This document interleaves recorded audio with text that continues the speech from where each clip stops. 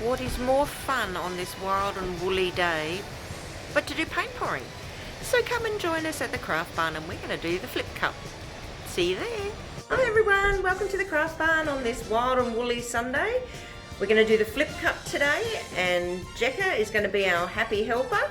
Hi Jessica. Hi everyone, I hope you're doing well on this stormy day. Thank you. We're all nice and warm and tucked up safe in the craft barn here. Yep. So let's get started. For those of you who are new to our videos, we would like to go through some products that we use for our paint pouring. So first, we use a glass jar to keep our canvas leveled so the paint doesn't stick to your tray. Second, we use a cup, a plastic cup to put our paint in to pour with. Then we stir with popsicle sticks.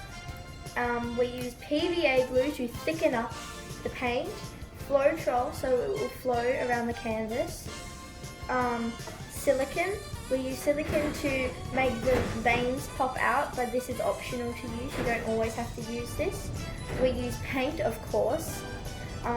We have a fire torch if we use silicone to make the veins pop out more, and also optional for gloves if you don't want your hands to be dirty.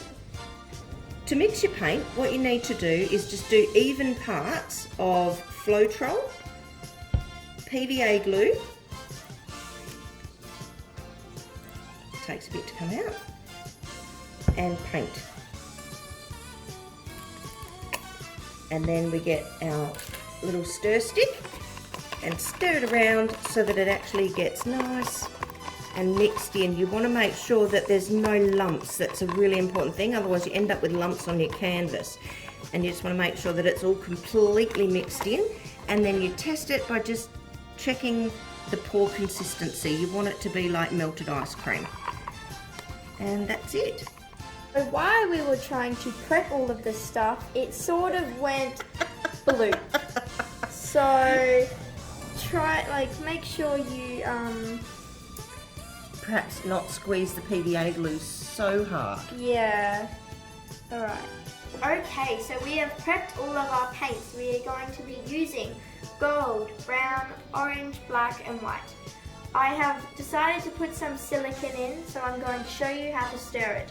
You're going to stir it, not that much, just a little bit so it doesn't lose its consistency.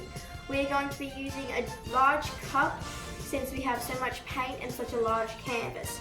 Our canvas is 40 by 30 centimeters. All the paint cups are prepared, and now the next step is to get the flip cup ready to go. So Jessica is going to pour in the various paints in layers of her choice in the colours.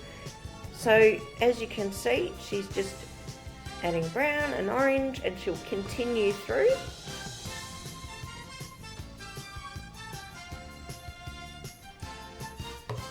You can see that the paint's not mixing, it's actually just keeping its own solid form within the pouring tub. That's a nice gold, by the way, so it's going to give it a nice little run of veins through it with a gold colour. It actually puts a sparkle through the paint, which is really lovely. Now you want a fair amount of paint. Jessica's going to be using all this paint on the flip cup, mainly because of the size of the canvas being a 40 centimetre by 30 centimetre. It's a fairly large canvas, dependent on, obviously, the size of the canvas is dependent on how much paint you put in there. Jessica will continue to use all the paints, and then we'll start the paint pour. All the colours are in the flip cup now. As you can see, it's a really lovely effect. That in itself would make a really nice pendant on a necklace. So Jessica's going to just finalise the flip, which is exactly how it sounds. She gets the canvas, puts it on top of the cup, holds it tightly with the cup tightly with one hand, her other hand on the base, and she flips it over. Now, what we're doing here is just letting all the paint come down in the edges. So you can see it dropping down. And then when Jessica feels that it's actually got enough paint coming down, she will then lift the cup.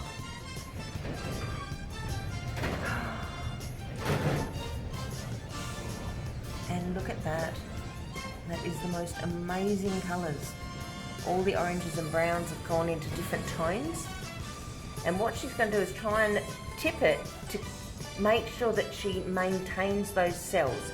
She doesn't actually want to lose those cells. You'll have to excuse my video footage, but I'm trying to capture the whole thing. It almost looks like wood, maybe, grains of wood. Just going to cover the whole canvas. And then just this angle here. Jessica, that's amazing. It's so beautiful. Those colours are just making such a pretty effect. And she's now going to place it back on there. And what she can do is get a straw and just touch up those edges. Look at those beautiful colours and paints. So you can see that what she'll do now is just use the straw just to blow the paint delicately rather than using her finger, so she doesn't actually lose any of those cells. It's absolutely beautiful. Good job, Jessica. Okay, Jessica just had to wash her hands. She had black paint over everything. But now, to get the silicone to work its magic and get the cells to pop, Jessica's going to lightly put the flame across it. Now, you keep it about 1 inch because you don't actually want to burn the paint, but you just want to give it so that it actually brings out the cells. The silicone reacts with the fire and it just gets that lovely, all those cells coming through. It's so beautiful.